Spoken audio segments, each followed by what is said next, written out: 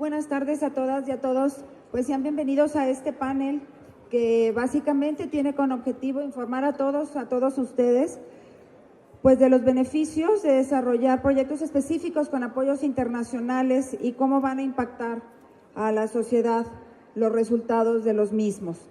Hoy, pues me es muy grato compartir este panel con mis compañeros, con Anil, bienvenido, con Verania y bueno, por supuesto con Guillermo, quienes seguramente van a enriquecer esta información que les vamos a presentar. Y bueno, para no retrasarnos tanto más, que ya estamos casi media hora con retraso en sus agendas, pues me voy a permitir iniciar presentando a Anil Sogdeo.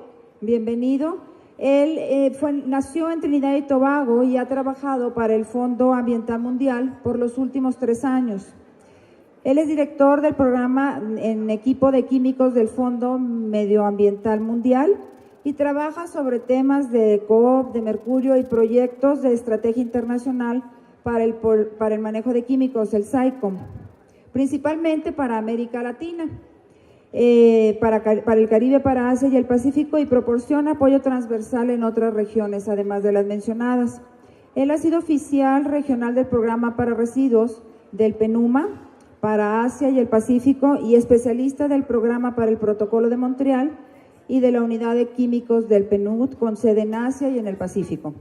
Anil tiene una licenciatura en Química por la Universidad de West Indies, Trinidad y Tobago, y una maestría en Economía de Medio Ambiente y Gestión Ambiental de la Universidad de York, en el Reino Unido. Ha trabajado ya por más de 13 años en varios temas relacionados con el medio ambiente y pues hoy le damos la bienvenida para que nos haga favor de presentar y además para que nos dé algunas contribuciones importantes a este panel. Bienvenido, Anil.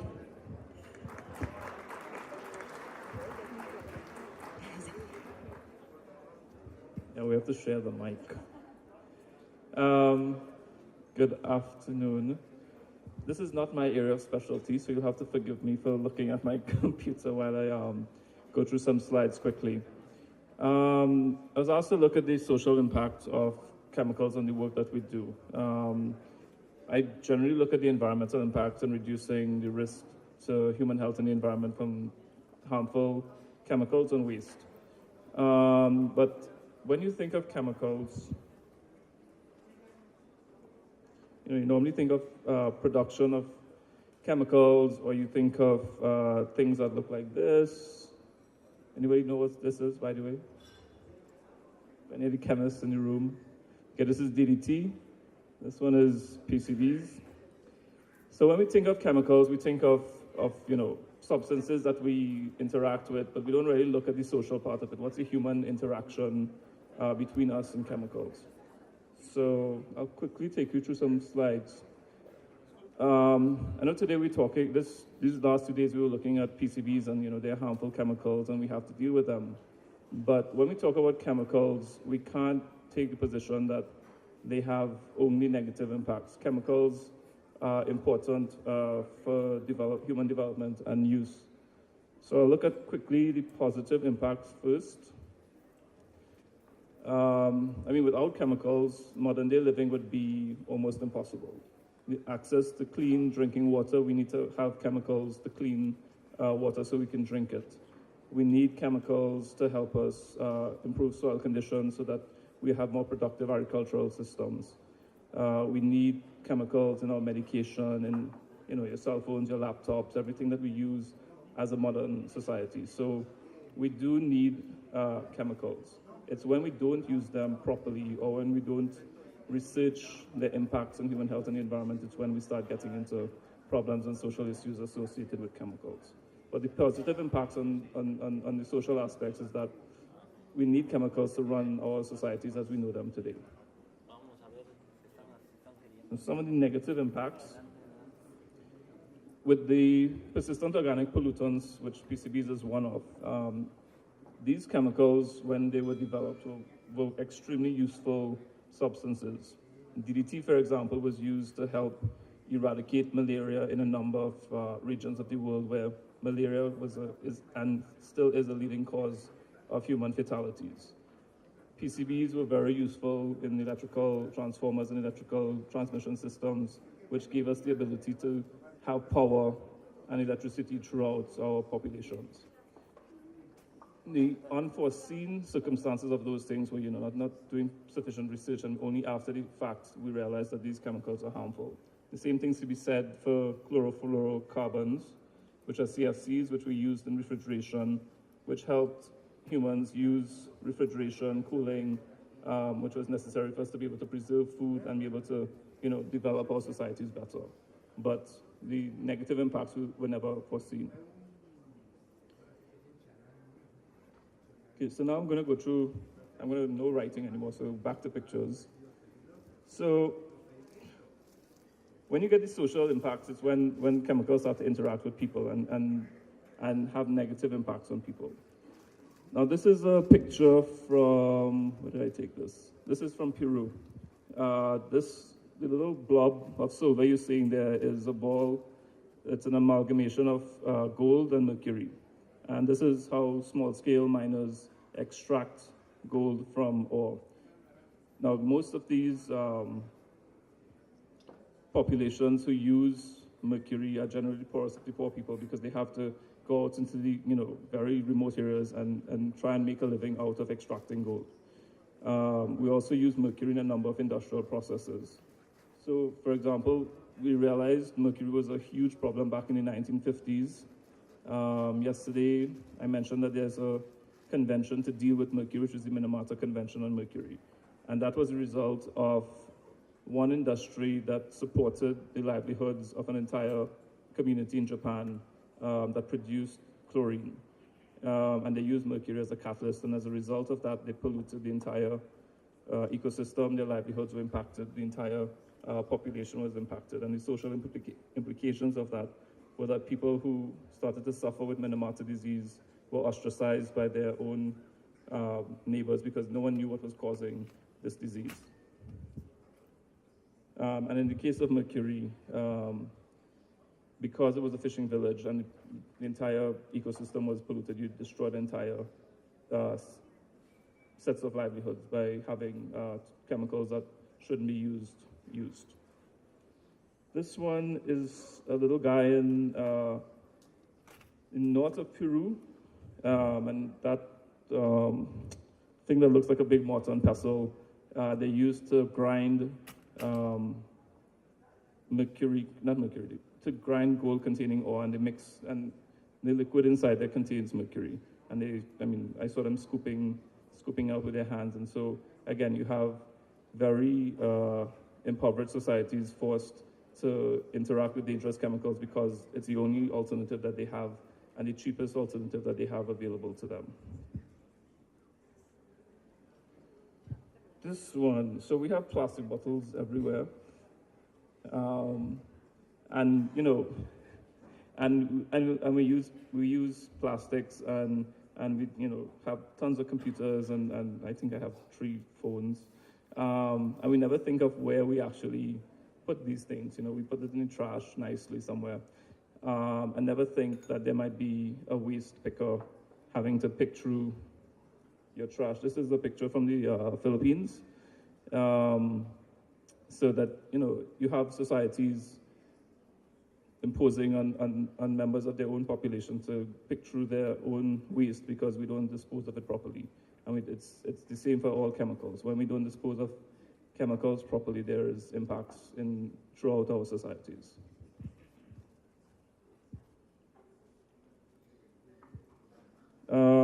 Also, when we put our waste in our trash bins and the garbage truck comes and takes it away, we think that's the end of it for us, right? It doesn't impact us anymore. We've gotten it out of our houses. But in a lot of dumps and landfills around the world, because some of the waste that we put out still has valuable components. Ooh, wow. Okay. It still has valuable components. A lot of times the waste pickers will burn things, and those produce dioxins and furans, which then impacts us anyway. So it's not a matter of us getting rid of our waste, but it comes back through different processes. This is just 2 ladies walking through a landfill, again in the Philippines, and they live there. So they live and work on the dump, and they're impacted by the dioxins and furans that come out in the emissions, the same way that we would be impacted through our food. And finally, I think, the major social and socioeconomic impact of chemicals is that it comes back into our own bodies. So we emit them into the air, water, and soil. And they come back generally through our food. And we've proven, well, not me, but scientists have proven that if you test mother's milk, almost every part of the world, you'll find them contaminated with things like PCBs and DDT. Even places in the Arctic, mother's milk is too toxic for giving their own children, because chemicals we use in the rest of the world ends up there, even though they don't use them. So that when we get impacted as societies by the harmful impacts of chemicals, it reduces our own productivity and our ability to develop as people. So there's always a delicate balance between using chemicals and not using chemicals. It's always a question of how much and what you should do. So there's always that, you always think when it's a chemical, what's the social implications of doing this? Would I cause more harm or will I cause more good? So if I use a ton of pesticides to control pests, is it better for my agriculture? Yes. But is it going to impact the people who farm, the people who eat the foods and that kind of thing? So with that, I will hand back the mic. Thanks.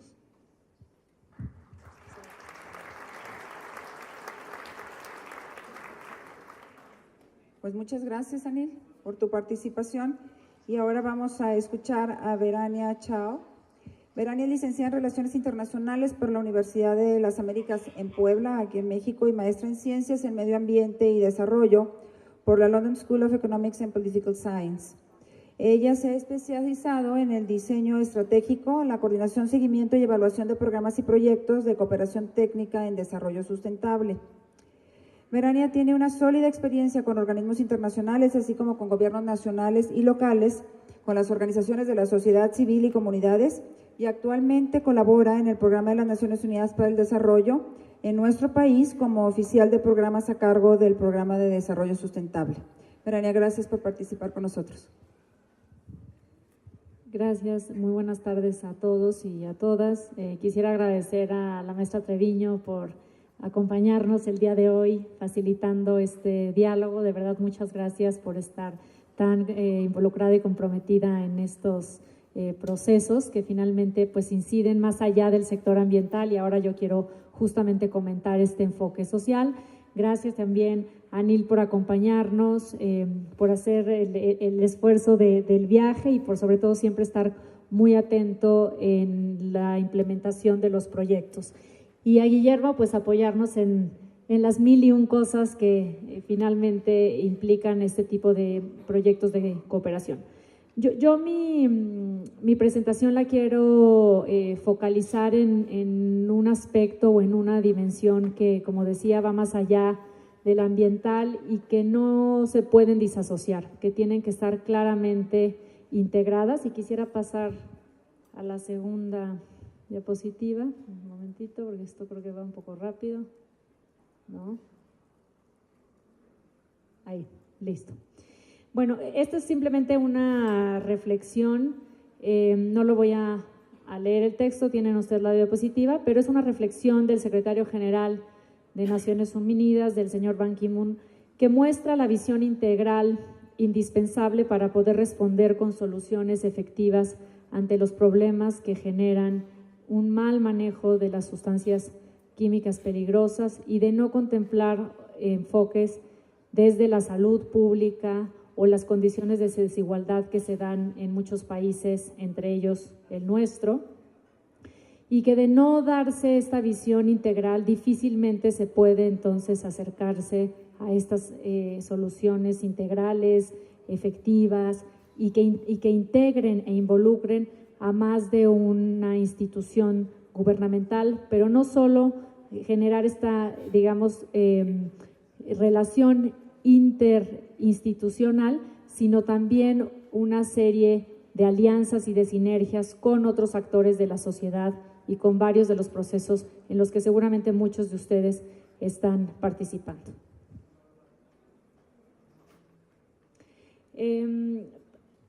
Digamos que el enfoque del PNUD de involucrarse como una de las agencias del sistema de Naciones Unidas, focalizando su trabajo en el desarrollo humano y en la relación con las sustancias químicas y en particular los compuestos orgánicos persistentes, parte de la necesidad de poder colaborar y apoyar a los países en desarrollo medio y también a las economías en transición, utilizando de la mejor manera mecanismos financieros que se han venido generando y consolidando a lo largo de décadas ya, como es el GEF, instituciones de alta calidad técnica para asegurar que las iniciativas o que los proyectos que se instrumentan en los países realmente generen resultados tangibles de desarrollo y sobre todo que se integren en las políticas públicas y que en ese sentido sean sostenibles en el tiempo. Y entonces por eso es importante que estén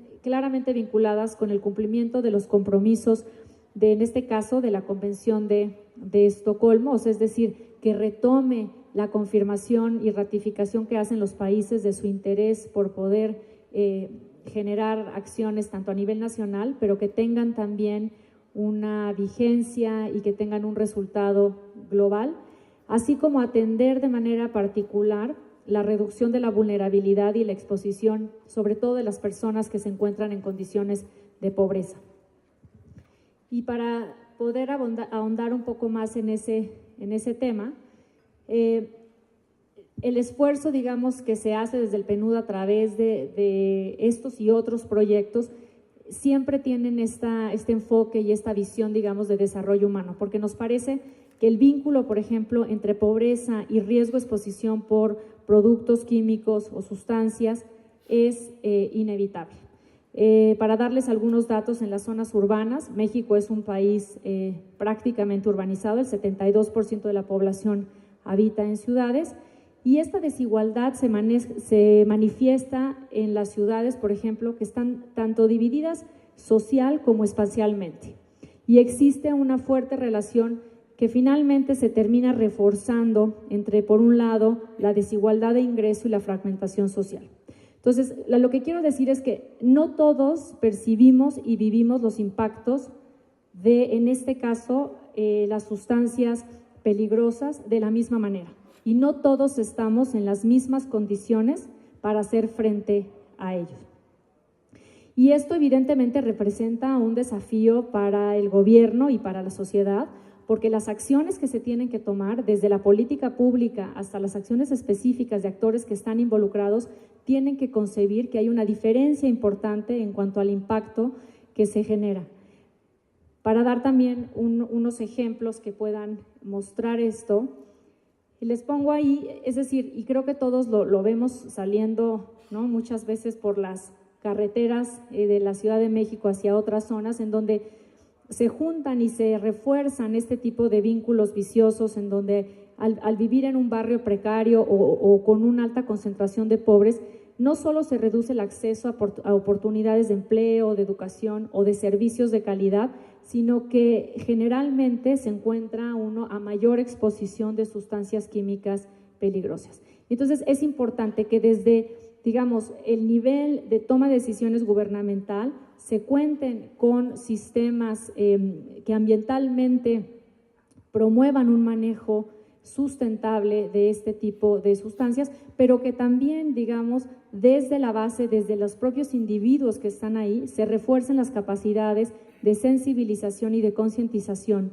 porque de otra manera no lograríamos cerrar la pinza, ¿no? O también, por ejemplo, vemos en las zonas rurales, en donde también se encuentra este aspecto, quizá más enfocado a otro tipo de COPs, pero sin duda en el ejercicio que se ha hecho en el marco de este proyecto, pues se ha encontrado, por ejemplo, en pozos de agua o en sitios sensibles de los que más adelante voy a hablar.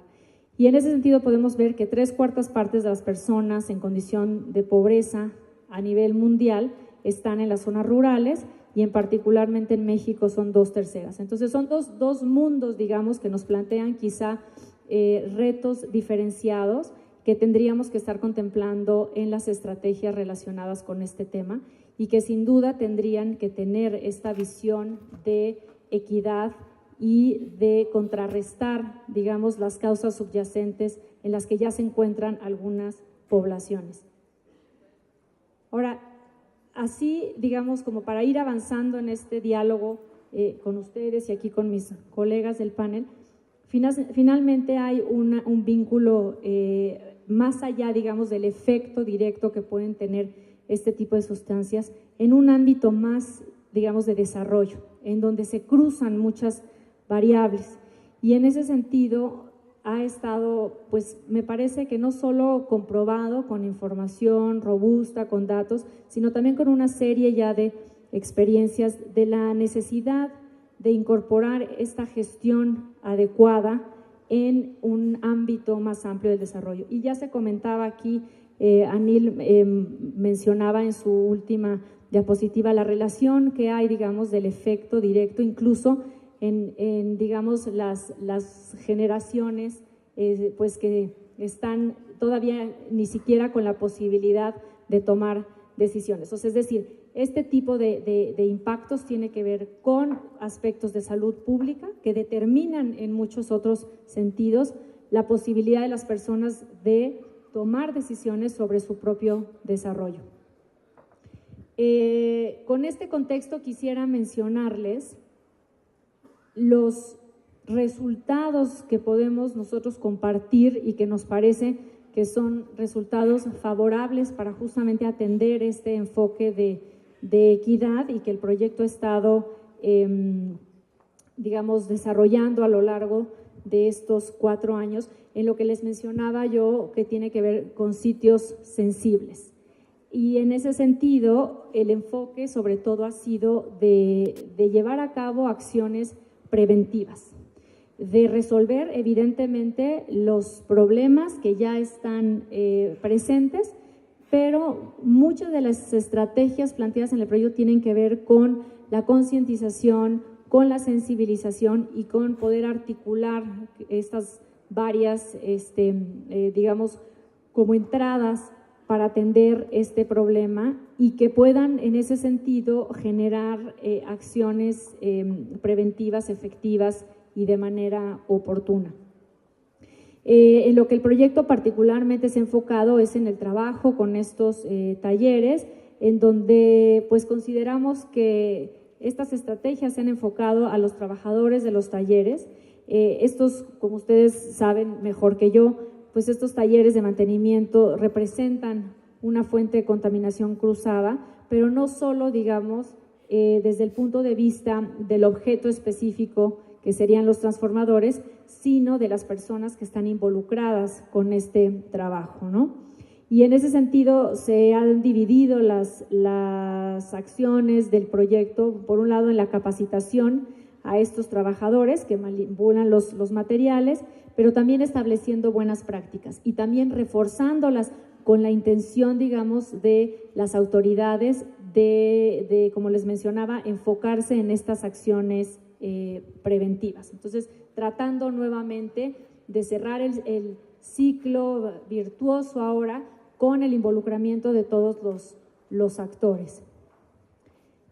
Sobre el tema de sitios sensibles, el proyecto desde su origen planteó la necesidad de identificar estos sitios en donde, digamos, haya un mayor riesgo de exposición de las poblaciones y que en muchos casos es involuntario o en la mayoría de los casos por desconocimiento, por falta de información, no se cuenta con la claridad de este peligro latente que hay y evidentemente las personas no pueden tomar decisiones al respecto. Entonces, en ese sentido, el proyecto ha enfocado sus estrategias en poder informar, en poder concientizar, como les mencionaba, pero también en atender específicamente los posibles efectos que pudieran tener o que pudieran darse en estos sitios de no tomar acciones preventivas y de no asegurar un buen manejo, un manejo ambientalmente adecuado.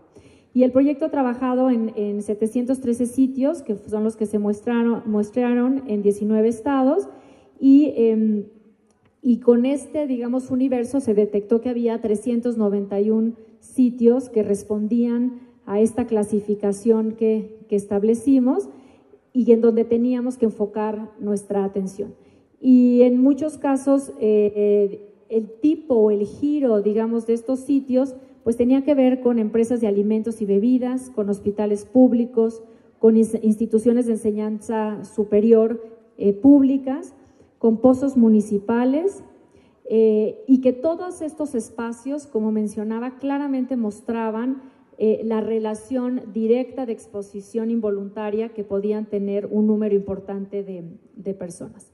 Y para mostrarlo, digamos, en algunas cifras, bueno, ahí podrán ver, digamos, tanto las toneladas como el tipo, digamos, de sitio sensible que se identificó y que se contempló como parte de las acciones demostrativas o de los modelos demostrativos para poder reducir el riesgo.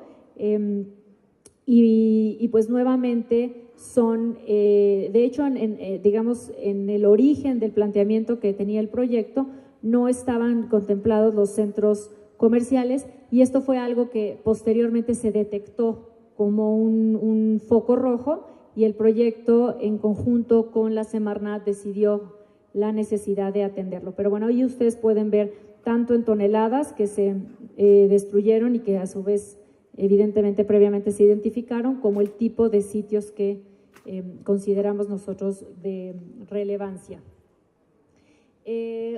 También quisiera mostrarles, porque creo que nos da claramente esta imagen de la necesidad de informar a la población y de que la población cuente con los elementos suficientes para tomar decisiones y no estar expuestos a este tipo de riesgos, en donde se trabajó con la localidad de San Felipe, Nuevo Mercurio, una población de aproximadamente unas 300 habitantes en el estado de Zacatecas, y esta población, por falta de conocimiento, por desconocimiento absoluto de qué impactos podría tener este tipo de contaminantes, pues utilizaba barriles que en algún momento habían estado contaminados por BPCs, y los utilizó como su material de construcción o contenedores de agua para atender y resolver sus necesidades. Y cuando el proyecto en esta fase, digamos, de diagnóstico detectó que era uno de los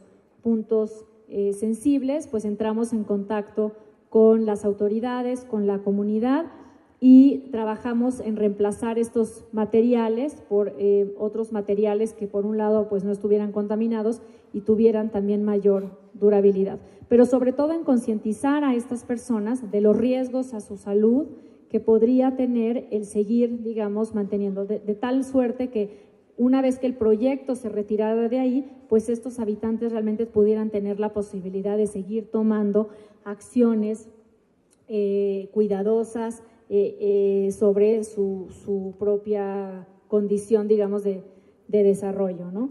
Y para finalizar, quisiera mostrarles también, bueno, ya de manera pues más sintetizada o resumida, la destrucción que se realizó en estos sitios sensibles, en donde ustedes pueden ver el volumen que se revirtió en esta comunidad que les mencionaba de San Felipe, Nuevo Mercurio, aquellos, digamos, toneladas o contaminantes que pasaron por este sistema integral que se generó para poder fortalecer la capacidad institucional y de los actores involucrados en este caso del sector privado que tiene contacto con este tipo de sustancias, y finalmente también poder mostrar, bueno, específicamente cuál es el monto y el porcentaje de las sustancias que el proyecto apoyó de manera directa y muchas de ellas de manera indirecta. Y ayer en la inauguración ustedes pudieron ver que se hacía el reconocimiento a algunas empresas. Esto ha sido una buena práctica, nos parece, del proyecto, no ha sido la primera entrega de reconocimientos, se ha dado a muchas otras empresas pequeñas o empresas medianas que voluntariamente también han hecho un esfuerzo más allá del trabajo de desarrollar capacidades o de proporcionar mayor información por parte del proyecto. Y en ese sentido, pues nos da mucho gusto que vemos un mayor interés por parte de estos actores y estaremos muy enfocados ahora también bajo la nueva estrategia de comunicación del proyecto de ampliar, digamos, esta información a un grupo de la sociedad que posiblemente no está tan inmerso en los temas. Entonces, bueno, de eso ya les estaremos contando más adelante. Agradezco mucho su atención y estoy aquí para cualquier pregunta que haya. Gracias.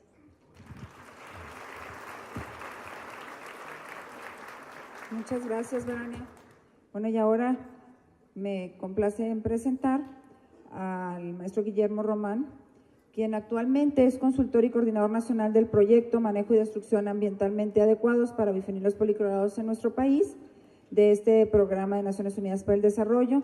Él ha sido director de Gestión Integral de Materiales de Actividades Riesgosas en la Secretaría de Medio Ambiente, fundador y presidente de la Mesa Redonda para la Prevención de la Contaminación en México, y también fue director del Centro Mexicano para la Producción Más Limpia del Instituto Politécnico Nacional, profesor investigador en el mismo por 30 años y en el Instituto Tecnológico de Estudios Superiores de Monterrey. Él es consultor y ha venido siéndolo por más de 25 años sobre residuos, sobre coeficiencia, reciclado e impacto ambiental para empresas privadas y para agencias internacionales como el PNUD, el PNUMA, la ONUDI, la ahora GIZ y la CCA, la cooperación, con trabajos para gobiernos y empresas de México y de Latinoamérica. Cuenta con más de 70 artículos y capítulos de libros publicados, incluyendo 4 patentes internacionales y más de 30 tesistas graduados de doctorado, maestría y licenciatura. Él ha impartido numerosas conferencias, cursos y talleres sobre residuos, sobre reciclado y ecoeficiencia. Es doctorado en procesos metalúrgicos por la Universidad de British Columbia en Canadá. Cuenta además con una maestría en metalurgia extractiva y reciclado del Imperial College of Science, Technology and Medicine de Inglaterra y es ingeniero metalúrgico egresado del Instituto Politécnico Nacional. Muchas gracias, Guillermo, bienvenido.